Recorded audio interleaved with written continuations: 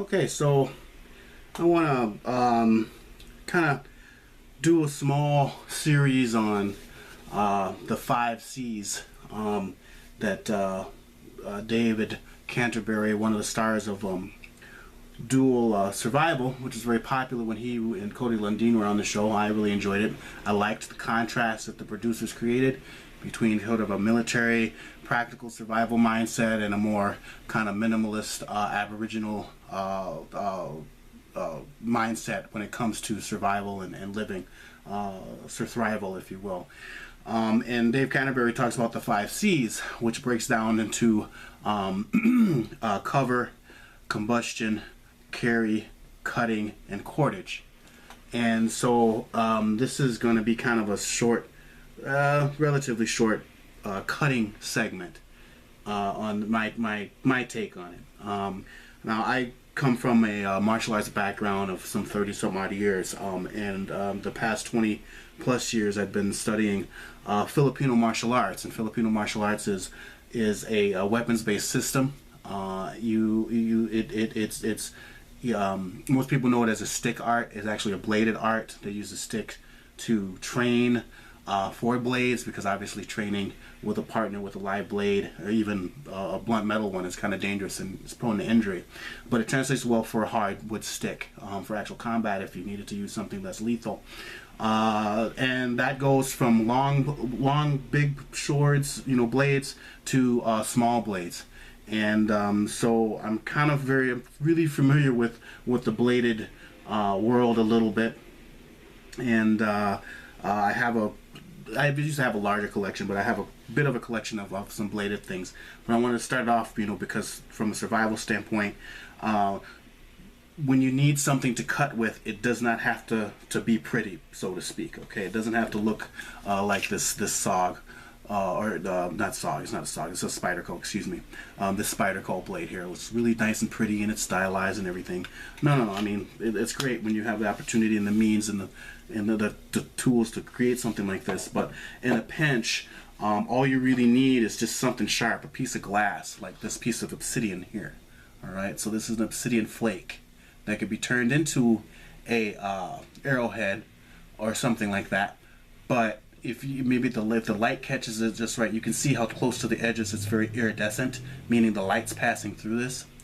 The thing about Obsidian Blades is they use this in, I believe, neurosurgery, because magnified 10,000 times under an electron microscope, the edge, when these flake off or break, and this is volcanic glass, the edge is extremely smooth and straight. When you magnify a scalpel or any really fine steel man-made edge, and 10,000 times plus, you see these little serrations. So it's really jagged. It may look razor sharp and smooth to the naked eye, but it's actually under electron microscope, it's really jagged. Whereas obsidian itself is really, it just seems to just break off just clean. So this is what we used first off as a cutting tool, and it doesn't look like much. But I have a video where I'm taking a piece of, I think, chert, and I believe I use a piece of obsidian to basically quarter a chicken. And I've skinned deer and processed deer with just a stone tool. A couple of years ago, I ended up hitting, unfortunately, a deer, and the timing was just not right. I wish I would have. I still regret it to this day. It was probably about 120 pound, maybe 150 pound deer. I wish I'd have been able to bring it back and process and make a video out of it. But unfortunately, I wasn't able to because of the situations at the time. So I regret that. Plus the meat that was lost. But anyway, would have been a great learning opportunity. Something I could have shared on this channel. And anyhow, you don't need something stylized. In a quick and dirty situation, all you need is something to cut with. And so this is what we started with, is just a flake, sharp flake. And here's another piece, very sharp. Yep. And so as you notice, I'm holding these extremely gingerly, because you get cut by this and you won't even know it. That's how sharp this is. So I'm going to set this aside and be very careful. I'm just going to set it right over here. Those pieces are dangerous. Again, out of the same piece, out of a bigger spall, I fashioned kind of what's called a bifacial preform, meaning it has two faces more or less symmetrical. And it's a preform to any sort of shape. You know, this could be an axe. It could be a stone point. It could be a flesher. So as you start to shape this, now it becomes into something more of a stylized shape that resembles more like a blade. And then you put you haft the handle onto it, which will give you extra reach and leverage. And then you have something closer to a knife, what we know as a modern knife. Again, these have rough edges here. I could process some big game with this actually, this piece here. And then in some previous videos on the stone tools, this is just some of the pieces that I've done that are basically bifacial preforms. From the dark ones are obsidian, the gray ones is chert, which is basically all siliceous stones, which means they have a lot of silica or sand in them or glass. And then this white ones are keokuk as types of stones, and what they do is they break predictably. And what that means is that it creates, like when you use when a bullet or a BB hits a piece of glass, it breaks out a cone, a little hole. That's called the Hertzian cone, and you're able to strike off flakes using the principles of a Hertzian cone predictably, and that's where you're able to shape these stone pieces of rock that have a lot of silica or glass in them, sand in them, into the predictable shape versus more, I think the word is I'm going to butcher this, I'm forgetting my geology, versus more of the harder stones like granite or slate or something like that. So at any rate, this is where we started off from, and I just want to take that, you know, just kind of go with that. You find yourself in a situation without anything, including your knife. Find a rock, even if it's not the perfect type of rock. You could break the rock and it'll still give you an edge that you could work with and do some things with. The thing is you'd probably just have to break more rocks. So that's a bit of another conversation on how you do that, and hopefully we'll be able to cover that in the future. But at any rate, this is where we all started out from an ancestral standpoint, using stone tools. I grew up watching the Flintstones. I enjoy the Flintstones. I like Hanna-Barbera cartoons, and you know, just being able to kind of do this, or have learned and be able to practice that knowledge that reminds me of them is kind of cool. All right, so we'll set this aside.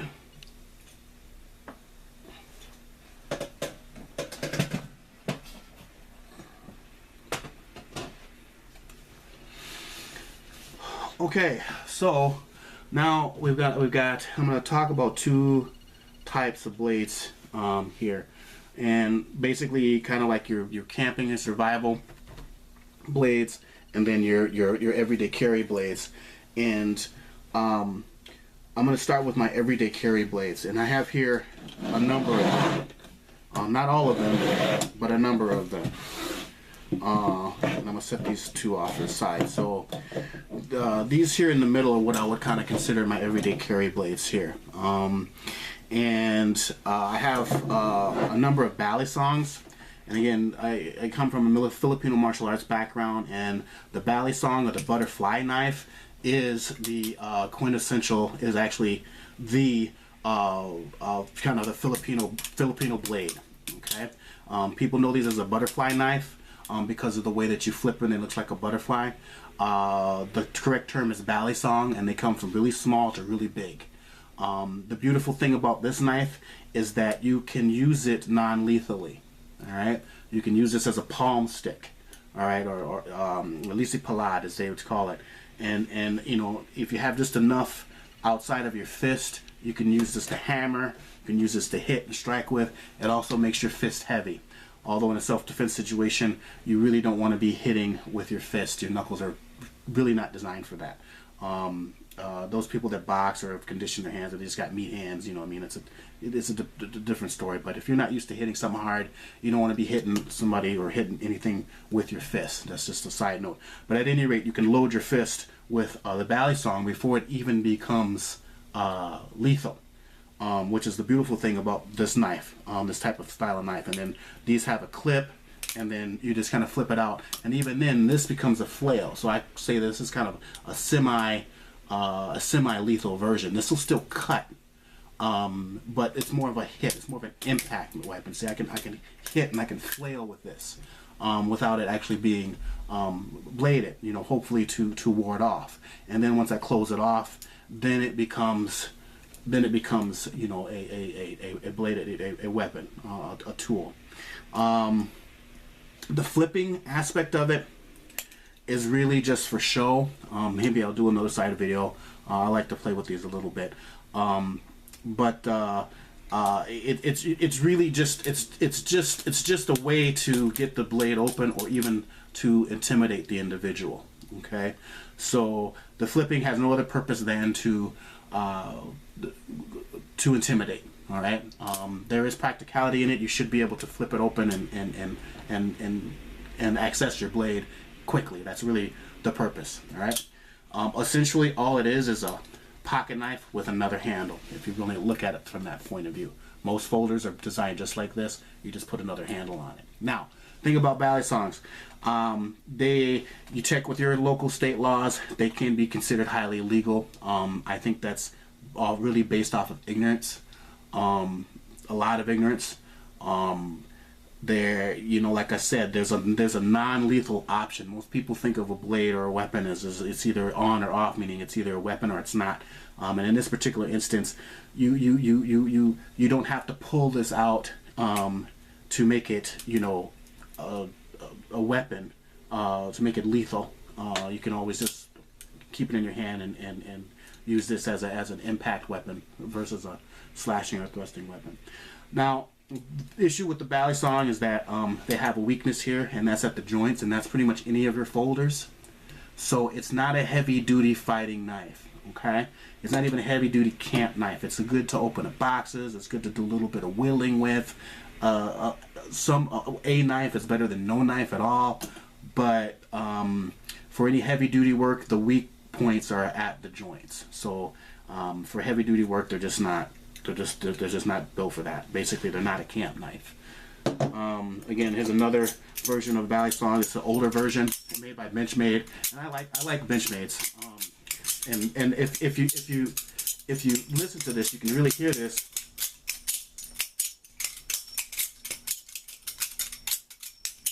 Kind of sing a little bit, you know, especially this model here. This is the old Tonto model that Benchmade came out with some years ago. I've modified this because I used to carry this with me a lot. And I modified it. I used to have some guys I used to know, they used to do machine work, so they had put some notches on the ends here, so I knew which end was the business, the non-business handle. So when I'm grabbing hold of it in an emergency, I knew which end wasn't going to cut my hand, so to speak, like this one. And I also took off the latch. So this one has a latch still. This is a Benchmade as well. I took off the latch, and the latch I took off because oftentimes the latches would fall in and catch or chip the blade.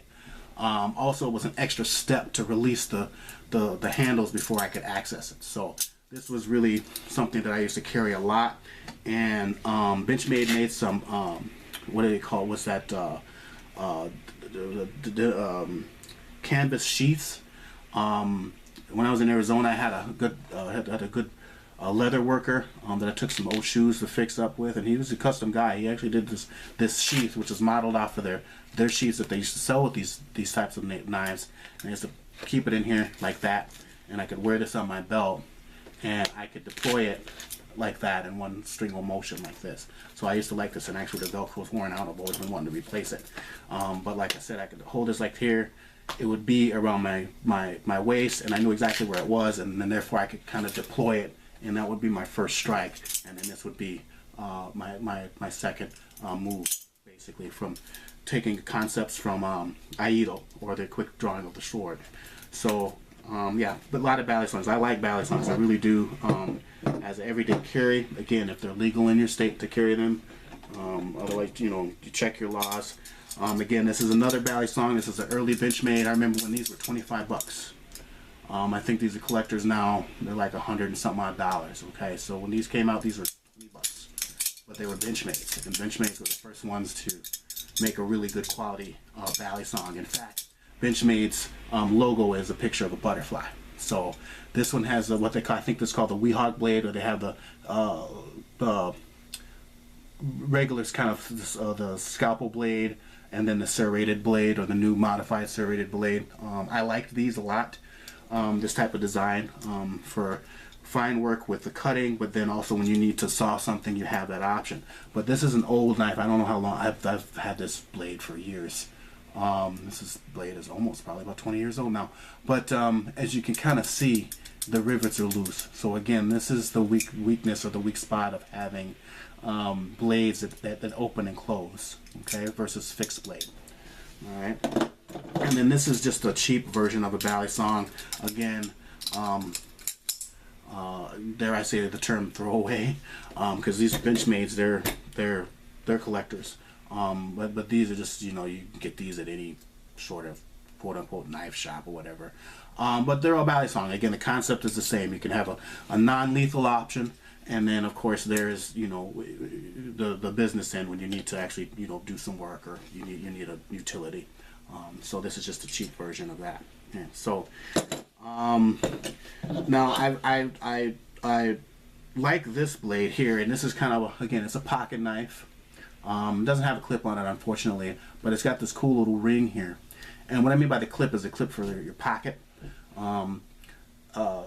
This has a hooked blade, and it resembles like a hawk's beak or a tiger's claw. And this hole here is to insert your finger, and you technically hold it like this, okay, in the reverse grip. And basically this ring allows you to flip the blade out so that you can hook and grab or claw or even hit, okay? And some designs of this is called a Curt Karambit, Karambit, some people say. And even the back of this sometimes will be serrated or have have a tip on it. So this would be used to hit out or to open up and to hook or to claw, okay?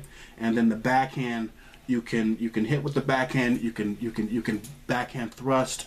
You can hook like so. And a lot of times this is used at the really soft parts of the body and areas. And this is kind of a hooking motion. And the type of martial art that this type of blade is known for, called silat. It's kind of a pugilistic throwing / pugilistic grappling martial art from Indonesia, southern parts of the Philippines, Malaysia. And this is also known as a chicken knife, which is how they kind of process chickens. But really, this is really used for the joints. So you'd use this to hook onto the back of the knee, the elbow, the nape of the neck, so the hip, so on and so forth. So if anything, this is really kind of intimidating looking.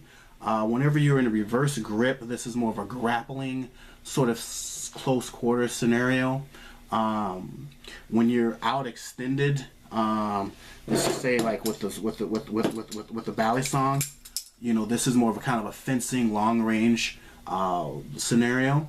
And it's more suited for a much bigger blade. For a shorter blade like this, even a reverse grip is good, is better in a self-defense situation, strictly speaking. And kind of the same for this, in self-defense, strictly speaking. Now again, with that you can hook, because that's what this is kind of for. You can kind of hook and hold on to. The blade on this, the sharp edge on this is on the outside. There's some arts, or some people choose to, if they're going to be in what they call reverse grip, pakal grip, or ice pick grip, they tend to want to have the blade in, and so therefore if you hook onto your opponent's body or arm or whatever, it's doing cutting damage. And if you backhand slash this outward like so, this is going to be doing more ripping than it is going to do cutting, versus if you hold it outside with the blade out. So now this is really going to be doing clean cutting. Whereas this is just really going to be more of a hooking and holding on, unless both sides are bladed. And again, from a self-defense standpoint, right? So again, with the blade, I mean, it's just when you need to open something. I mean, it's just better than using your teeth to try to open that bag of chips, Doritos, you know, you can just elegantly just cut it. Be careful with that. People freak out about knives. In many parts of the world, there's a knife culture. Here in the States, knives are, just because of propaganda and where they do movies and stuff, knives are associated with the bad guy. So, you know, be careful. If you choose to carry a blade, make sure you're staying well within your laws. It's up to you to study your state. Study your state laws and statutes about, you know, what type of blade you can carry on you. And the length and size. The next one that I like is this one here, and this has a nice little, it's got a liner lock, and then it's got this nice little handle here that flips it open really nice and easy, and I really like that. Plus it's got a clip, so I can clip it onto my pants. If I'm wearing dark pants, it's very inconspicuous. And then I deploy it like that real quickly. And again, it's got the type of blade, the edge that I like, where it's half straight and the other half serrated. So I do like that. It's nice and hefty. It's got a nice blocker here where the finger fits in the grip here, so this won't slide in a reverse grip. And it's big enough to probably, you know, do some damage. But for a tool, this is not bad. I don't mind this. And I recently had to replace some rivets. And again, this is just a cheap one. I wouldn't, you know, if you're into knives and that's your thing, you know, and you want to spend $200, $300 on a everyday carry knife, do what you want. If you lose it or it gets confiscated for whatever reason, no judgment here, but there's your $300 gone, you know. So, you know, a cheap, you know, $15, $20 blade that does what it's supposed to do. If you have a good whetstone, you can sharpen it up if it's not sharp enough, and that's all it's supposed to be. It's just a cutting tool. You know, you keep your prized possessions in your museum case at home, so you can do your wine and cheese and Netflix and let's chillax and look at my knife collection type night. But you know, that's on you. So, you know, I just implore you, you know, just, you know, and even if you're traveling, you know, if you're gonna, you know, with the travel restrictions that we have nowadays, you know, I mean, you don't want to carry your, and I haven't had I had to get a lady friend of mine at the time a really nice, it was blued, meaning it was black like this, Spyderco police model knives, and those were running, I think at the time, like $130, and hers was blued. And we were going to the airport and forgot that she had it on right before we were going through checkout, and we realized it at the last minute. Her dad was who was a kind of old military dude. He kind of got pissed and he made her throw that knife away, and I was kind of upset about that, but there was nothing we could do because we were going to miss our flight. So that being said, the lesson learned there is just like, look, leave your knives at home. You can always pick up a cheap one wherever you end up at. You just go to the dollar store, you go to Target or whatever. You're gonna be able to get a blade. That's just, so don't worry about trying to. Your everyday carry knives are not Excalibur. They're not a freaking lightsaber. You'll live if you don't carry it. So on that note, I want to go to my new requirement here. This is Cold Steel. Cold Steel is another brand that I like. Benchmade, Spyderco, Cold Steel. I like those brands. This is this Laredo from Cold Steel. I just got it on a lark because it was cheap, and it's huge. I mean, this is a fencing knife. I mean, this blade is you know, it's probably about 11 inches long, and it's a big knife. It's got a little bit of weight onto it. It's yeah. You know, I don't know if I like the way it feels per se as a fighter or anything like that, but as a camp knife, kind of a pseudo camp knife, sort of. Can I work with this? Yeah, I could work with this. The problem is again, it's got too many moving parts. It's got loose parts here. All of these have loose parts here, so they're not going to be the best for doing you know, heavy duty knife work. As intimidators, as a tool, as something to have when, you know, it's better to have something than nothing at all. You know, they work. These folders work. They're meant to be compact and concealable. Now, to be walking around carrying around something like this long, yeah, you're probably going to get picked up and you get in trouble with the police, law enforcement with something like this, depending on where you live. But I just wanted to show this as we transition from everyday carry into fixed blade or slash camp knives. So that's pretty much what I've got going on for that. We're going to transition over to camp knives, but this is kind of my everyday carry. I love bally songs, as you can see, but I prefer to have my little regular just folders.